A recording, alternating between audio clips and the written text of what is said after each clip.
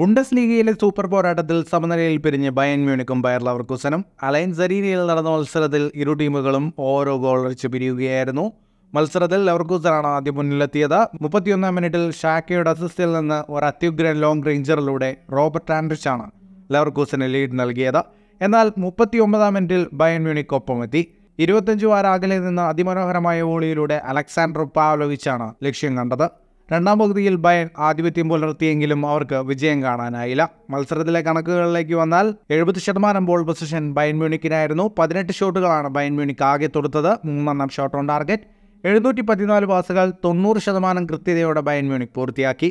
3 ഷോട്ടുകൾ മാത്രമാണ് ലെവർകൂസൻ മത്സരത്തിൽ തൊടുത്തത്. 2 shot on target. 319 പാസുകൾ 74% കൃത്യതയോടെ ബയർ ലെവർകൂസൻ പൂർത്തിയാക്കി.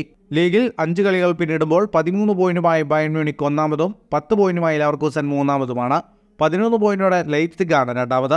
ഫുട്ബോൾ ലോകത്തെ കൂടുതൽ വാർത്തകൾക്കും വിശേഷങ്ങൾക്കുമായി സ്പോർട്സ് കഫേ ഇപ്പോൾ തന്നെ സബ്സ്ക്രൈബ് ചെയ്യുക.